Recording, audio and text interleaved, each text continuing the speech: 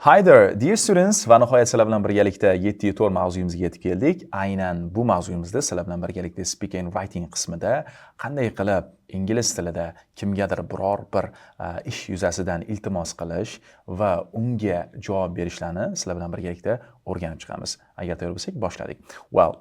Birinchi navbatda bizga berilgan mana bu language for speakingga qaraymiz. Buni beti bizga ko'rishimiz mumkin. Demak, Xo'p, buni beti albatta 72-betni ochib olamiz barchamiz.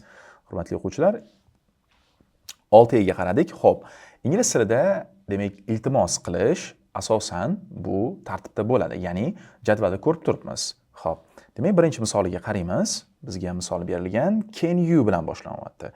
Har bitta gapga qaraydigan bo'lsak, can you yoki bo'lmasam o'zimizga so'raydigan bo'lsak, can I bilan boshlanyapti.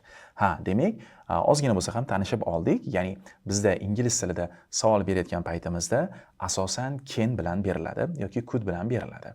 Demak, shularni ko'rib chiqamiz tartib bo'yicha. Xo'p, ingliz tilida biz kimgadir biror bir ish qilib berishini so'rasak, ham albatta can bilan ishlatamiz va u can you bilan bo'ladi. Demak, tarjima qilganimizda maylimi, qilib bera olasizmi deb tarjima qilishingiz mumkin. Misol uchun aytadigan bo'lsak, sizga iltimos qilyapman. Can you open the window, please? Demak, nima dedim? Demak, oynani ochib bera olasizmi? Yoki bo'lmasam, oynani ochib olmaysizmi, iltimos deb tarjima qilishimiz mumkin. Bu yerda qobiliyat emas, oldingi darslarimizda o'tgandik. I can speak, I can write, I can drive. Bular albatta qobiliyat edi.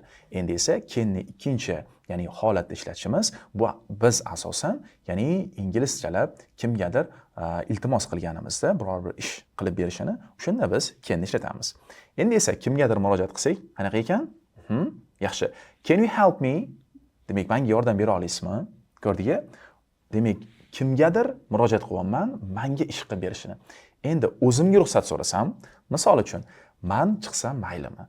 Men demak, oynani ochsam maylimi? Yoki bo'lmasam, men demak, dars qilsam maylimi? O'zimga ruxsat so'rasam, can you bilan demaysiz, albatta can I bilan deysiz. Mana bu yerda ko'rishimiz mumkin. Demak, can I bilan ishlatishimiz kerak. Misol uchun, demak, men uxlasam maylimi deb ko'ramiz. Can I sleep? Juda ham yaxshi. Okay. So, demak, dars qilsam maylimi? Can I do the lessons? Yeah? Can I do the homework? Demak, xuddi shu tartibda, demak, davom ettirishimiz mumkin. Demak, adashtirib qo'ymaymiz. O'zimiz ruxsat so'rasak o'zimiz uchun can I, kimdir sizga biror bir ish qilib berishini yoki kimdir boshqalarga biror bir ish qilib berishini iltimos qilsak, o'shanda can you esimizda qoldi. Can you? Yaxshi. Eshikni yopib olasizmi? Deb ko'ramiz. Yaxshi. Can you close the door, please? Yaxshi. Eshikni yopsam maylimi deb ko'ramiz. Can I close the door, please? Yaxshi. Zo'r, guys. Endi xuddi shu tartibda davom etamiz. Endi esa biz agar shu kimgadir iltimos qilmoqchi bo'lsak, albatta to'g'ridan-to'g'ri can you bilan boshlamaymiz. Biz yana ham xushmuomalali bo'lishimiz uchun excuse me deb boshlaymiz. Biz kinolarda ko'rgan bo'lishimiz mumkin. Excuse me so'zini juda ham ko'p eshitgan bo'lishimiz mumkin. Kechirasiz degan, demak, ma'noga ega. Biz kimgadir murojaat qilayotganimizda, demak, excuse me deb murojaat qilishimiz mumkin. Mana bu yerda demak, excuse me ni ko'rishimiz mumkin. Demak, bizga berilgan excuse me, can I sit here? Kechirasiz, o'tirsam maylimi? Yaxshi. Excuse me, can you open the door, please? Ko'rdingmi? Demak, xuddi shu tartibda demak davom ettirishimiz mumkin. Mana bu yerda ham demak excuse me berilgan. Albatta bu sizni qanchalik xushmuomalaligingizni ko'rsatib beradi. Bu conversationda juda ham muhim hisoblanadi va bundan tashqari savol berayotgan paytingizda, ya'ni kimgadir iltimos qilib murojaat qilayotgan paytingizda, demak please so'zini qo'yib qo'yishni esdan chiqarmang. Xohlaysiz boshiga, xohlaysiz oxiriga. For example, excuse me, can you open the door, please? Ko'rdingmi? Demak, kechirasiz, eshikni ochib olasizmi? Iltimos. Ko'rdingmi? Iltimos bo'lishi albatta bu ham sizni xushmuomalaligingizni ko'rsatib beradi. Demak, biz davom etamiz. Endi esa mana bu yerda javoblarga qaraymiz. Demak, answers. Demak, men sizdan yordam so'radim. Can you help me, mister? Demak, yordam bera olasizmi? Albatta biz javob berayotgan paytimizda of course. Of course degan albatta bu albatta degan ma'noga ega. Of course, albatta. Demak, yes, no degan of course. Yoki bo'lmasam sure, albatta. Yoki bo'lmasam no problem. Muammosiz. Ya'ni biz o'sha ishni qilib bera olsak, qo'limizdan kelsa va qilmoqchi bo'lsak, no problem, sure, of course deb javob berishimiz mumkin. Here you are. Demak, here you are deganda biz biror bir narsani kimgadir qo'l bilan uzatganimizda here you are deymiz. Misol uchun, menga kitoblar berib olasizmi dedim sizga. Okay, can you give me some books please? About navigates. Demak, navigate haqida kitob bera olasizmi dedim. Demak, men kitob do'koniga kirdim, siz esa javob berasiz. Here you are. Ko'rdingmi? Demak, mana. Bu qo'limiz bilan uzatganimizda biror bir narsani here you are deb javob beramiz. Endi esa keyingisiga e'tibor beramiz. Agar biz negativ javob bermoqchimiz, demak siz yordam bera olmaysiz, siz hozir bandsiz, siz darsdasiz, shuning uchun eshikni ocha olmaysiz yoki oynani yopa olmaysiz. Misol uchun, sorry, I'm busy. Kechirasiz, men juda ham bandman. Endi e'tibor beramiz. Excuse me ni ham biz kechirasiz dedik, sorry ni ham biz kechirasiz dedik. Endi esa qaysi holatda ishlatamiz biz? Aniqlashtirib olamiz. Xo'p. Sorry deganda qachonki biz xijolat bo'lganimizda, qo'limizdan biror bir ish kelmasa, o'shanda sorry deymiz. Lekin kimgadir murojaat qilayotganimizda sorry demaymiz. Nima deymiz? Excuse me. Yaxshi. Darsga kech qoldingiz. Nima deysiz? Excuse me deysizmi? Juda ham yaxshi. Sorry deymiz. Chunki bu yerda siz xijolat bo'lib qolgansiz, ya'ni biror bir ayb ish qilgan bo'lsak, sorry deymiz. Yaxshi. Sorry, I'm busy. Kechirasiz, men bandman. Yoki bo'lmasa, sorry, it's taken deyilyapti. Albatta bu yerda gap boshqa mavzu haqida ketyapti. Kechirasiz, bu joy olingan yoki bo'lmasa bu olingan deyilyapti. Bu albatta mavzuga qarab turib o'zgaradi sorrydan keyin. Demak, javobingizni davom ettirishingiz mumkin. Xo'p. Endi esa excuse me, can I have? Mana bu so'zga qaraydigan bo'lsak, can I have bilan juda ham ko'p ishlatiladi. Conversationda ko'rishimiz mumkin. Menga berib olasizmi degani. Menda bormi degani emas. Have ni biz bilamiz, demak bor, lekin bu yerda savol tariqasida biz murojaat qilganimizda, do'konlarga kirasizmi, bankka kirasizmi va shu qatori jamoat joylariga kirganimizda biz u yerdan nimadir olmoqchi bo'lsak, can I have? Tushundingmi? Can I have some water please? Menga suv bera olasizmi? Can I have some bread please? Ko'rdingmi? Xuddi shu tartibda, demak berib olasizmi degan ma'noga ega. Yoki bo'lsam, can I take this? Can I take this? Maylimi olsam? Nimani? Can I take this book? Can I take this tablet? Can I take this pen? Ko'rdingmi? Xuddi shu tartibda biz savolni berishimiz mumkin. Yoki bo'lmasam, can you help me? Yordam bera olasizmi? Can you call me taxi? Menga taksi chaqirib bera olasizmi? Yoki bo'lmasam, can you tell me the way to Chorsu? Demak, Chorsuga borish yo'lini aytib bera olasizmi? Well guys, sizlar bilan birgalikda ozgina bo'lsa ham tanishib oldik, savol berishlarni o'rganib oldik. Endi esa, demak, realityda examplelarni bitta-bitta ko'rib chiqamiz eshitish orqali. Xo'p, bizda simple request qismiga qaradik, listening and speaking berilgan mana bu yerda va buni tagida esa pastki qismda bizda exerciselarimiz berilgan va rasmlar ham xuddi shu tartibda ketgan. Rasmlarni tagida esa bizga gaplar tartibi, demak, alohida va tartibsiz holatda ko'rishimiz mumkin. Endi bularni eshitish orqali tartiblab chiqishimiz kerak deyilyapti, lekin kerakli eshitmasdan turib qilib ko'ramiz sizlar bilan birgalikda va oxirida eshitib topib ko'ramiz. Well, birinchi misoliga qaraymiz. Demak, odam turibdi, demak, so'rayapti, qanaqadir yo'lni, va gaplar ketyapti. You to the city center can the way city tell. Demak, har doim biz can bilan boshlaymiz. Can you, demak, qo'ydik-a? Demak, can. Xo'p, kimga murojaat qilamiz? Sizga. Can you tell? E'tibor olasizmi? Can you tell me nimani? The way yo'lni to the city center. Can you tell me the city center? Can you tell me the way to the city center? Shaharga borish yo'lini aytib bera olasizmi? Demak, agar hammamizda xuddi shunaqa tartibda chiqqan bo'lsa, demak bu to'g'ri. Done. Ikkinchi gapga qaraymiz. Okay, bu juda ham osonroq endi. Demak, har doim can qo'yamiz. Can I, maylimi, o'ziga iltimos qilyapti. Can I take, maylimi olsam, this chair? Bu stolni olsam maylimi? Yaxshi. Demak, bu yerda ham, demak, mana shu tartibda bo'lgan bo'lsa, tekshirib olishingiz mumkin. Done. To'g'ri. Next one.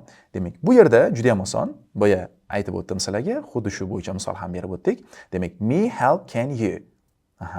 Sizga murojaat qilaman. Shuning uchun nima deymiz? Can you help me? Menga yordam bera olasizmi? Demak, bu yerda ham agar shu tartibda chiqqan bo'lsa, siz to'g'ri topdingiz. Next one. D versioniga keldik, rasmga qaradik. Bu insonimiz suv ichyapti, bu inson esa juda ham terlab ketgan. Ha, albatta, juda ham to'g'ri topdingiz. Demak, suv ichmoqchi. Shuning uchun o'ziga iltimos qilyapti.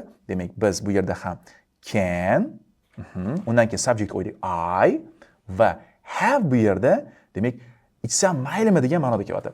Can I have some water? Demak, suv ichsam maylimi? Va biz tekshirib ko'ramiz. Can I have some water please? Demak, please ham qo'yib qo'ysak, albatta bu noto'g'ri hisoblanmaydi. Bu yana ham xushmuomalalik holatimizni ko'rsatib beradi. This is absolutely correct. Endi esa e versioniga keldik. E versionida esa demak, speak turibdi. Slowly you can. Demak, birinchi can qo'yamiz. Can you speak slowly. Asosan biz tushunmagan paytimizda, kimdir bilan gaplashgan paytimizda, demak, uni yana ham sekinroq gapirib berishni iltimos qilganimizda, can you speak slowly, please? Yaxshi, sekinroq gapira olasizmi? Iltimos. Demak, mana shu tartibda tanlagan bo'lsak, juda ham to'g'ri. Next one. Demak, keyingisida ham ko'rishimiz mumkin. Demak, sizga murojaat qilaman. Can you call a taxi me? Yaxshi, bu ham bo'ladi. Can you call me a taxi please? Desak ham bu ham to'g'ri bo'ladi. Yaxshi, tekshirib olamiz. Can you call me a taxi please? Demak, menga taksi chaqirib bera olasizmi? Iltimos. Ko'rdingmi? Demak, done. Biz qilib bo'ldik. Endi eshitishimiz menimcha shart emas. Va endigi exercise'imiz mana shu so'zlarimizni tepagidagi, demak, biza yuqoridagi bir exercise'imizga, ya'ni mana bu yerga qo'yib chiqishimiz, moslab chiqishimiz kerak bo'ladi. Demak, rasmlarni harfini belgilab chiqsak bo'ldi. Misol uchun, I can't open this box. Bu qutichani ocha olmayapman deyilyapti va biz bunga javob beradigan bo'lsak, C qo'yildi. Sababi C da, demak, ko'rishimiz mumkin, bu qutichani ocha olmayapti, shuning uchun javob berdi. Can you help me? Yordam bera olasizmi? Juda ham yaxshi. I can understand you. Men sizni tushuna olmayapman deyapti. Demak, u tez gapirayotgan bo'lishi mumkin. Shuning uchun biz qaysini belgilaymiz? Can you speak slowly? Yeah, absolutely correct. Demak, biz I harfini belgilab qo'yamiz. Xuddi shu tartibda, hurmatli o'quvchilar, sizlar qolgan mashqni bajarishingiz kerak bo'ladi. Demak, bitta tekshirib olamiz. Demak, to'g'ri. Demak, 6 gacha mashqni bajarib qo'yasizlar. Demak, bo'ldik. Endi esa 10 tarafga, 10-chi nima? Okay. Endi esa 10 tarafiga keldik. 10 tarafida bizga yana bir bor listening berilgan. Bu listeningni eshitib, demak, so'zlarni to'ldirishimiz kerak bo'ladi. Let's move on. Audio 7.17. 1. Excuse me, I can't open this box. Can you help me? Of course I can. Ko'rdingmi? Of course I can. Ha, albatta qilib bera olaman, ya'ni yordam qilib bera olaman deyilyapti. Yozib qo'yasizlar. Of course I can. 2. I can't understand you. Can you speak slowly? Sure, no problem. Sure, no problem. Albatta, muammosiz. 3. Excuse me, I'm lost. Can you tell me the way to the city center? Bu yerdagi I'm lost so'zi albatta tarjimani ham to'g'ri qilishimiz kerak. Adashib qoldim degan ma'noni beradi. Sure, it's that way. Sure, it's that way. Ha, albatta, anavi yo'lda deb ko'rsatib berildi. That way. 4. I want to go to the airport. Can you call me a taxi? Yes, of course. Do you want it now? Ha, albatta. Do you want it now? Hozir xohlaysizmi? deyapti. 5. I'm really thirsty. Can I have... I'm really thirsty. Siz uchun yangi vocabulary bo'lishi mumkin. Demak, haqiqatan ham chanqadim degan ma'noni beradi. Thirsty bu yerda chanqadim. Can I have some water, please? Suv ichsam maylimi? Iltimos deyilyapti. Sure, here you are. Mana. Demak, can I have some water ni biz ikki xil holat tarjima qilishimiz mumkin. Demak, menga suv berib yubora olasizmi? Yoki bo'lmasam suv ichsam maylimi? Okay, ikkalasi ham to'g'ri. 6. Excuse me, we only have one chair. Can I take this chair, please? Sorry, it's taken. Demak, boya ko'rgandik, xuddi shu misolimizni, demak, qayerdan olinganligi bo'yicha gap berilmaganda, mana endi bilib oldik. Yaxshi. Sorry, it's taken. Uzr so'rayman, bu olingan, ya'ni stolga nisbatan aytilyapti. Demak, bu stolni olsam maylimi? Iltimos deyildi? Yo'q, albatta. Javob, demak, sorry bilan berildi. Demak, biz bilib oldik. Endi esa, demak, listen to the four conversation is the answer yes or no. Albatta javob hami yoki yo'qmi? Biz eshitib turib 7:19 da agar javobi yo'q bo'ladigan bo'lsa x, agar javobi ha bo'ladigan bo'lsa tik qilishimiz kerak bo'ladi. Audio 7.19. 1. can I use your pen? Of course. Here you are. Try to guess, guys. Yes. Demak, bu yerda tick. Demak, of course, here you are. Mana deb javob berildi. 2. I'm lost. Can you tell me the way to the station? Sorry, I don't know. Demak, ovoz tonidan ham bilishimiz mumkin. Agar biz mana shu sorry'ni bilmasak, I don't know so'zini bilmasak ham, biz ovoz toni orqali biz bilib oldik. Agar biz mana shu so'zni bilmasak ham, ovoz toni orqali ingliz tilida gap negativmi, pozitivligini bilib olishimiz mumkin. Bu yerda ham ko'rishimiz mumkin. Sorry deb javob berildi. Shuning uchun ham biz X, ya'ni no deb javob beramiz. 3. Can I have a bottle of water, please? Sorry, we haven't got any water. Ko'rdik, sorry bilan boshlangan so'z albatta negativga ega. Shuning uchun ham biz buni X qilib qo'yamiz. 4. Can I take this chair? Can I take this chair? Chair. Sure, go ahead. Sure, go ahead. Ha, albatta deb javob berildi. Shuning uchun biz albatta bu javobni ham demak to'g'ri deb oldik. Albatta bu hammasi to'g'ri. Demak, hurmatli o'quvchilar, sizlar bilan birgalikda qanaqa qilib savol berishda biz qanaqa qilib iltimos qilishligimiz yoki bo'lmasam o'zimizga yoki kimdir siz uchun biror bir iltimos qilib berishligini o'rganib oldik. Bugundan boshlab siz bemalol ingliz demak notiqlari bilan gaplashayotgan paytingizda ko'cha-ko'yda ko'rib qolsangiz, bemalol iltimos qila olishingiz mumkin va u agar sizga iltimos qilsa, siz hech ikkilanishsiz javob bera olasiz. See you next time.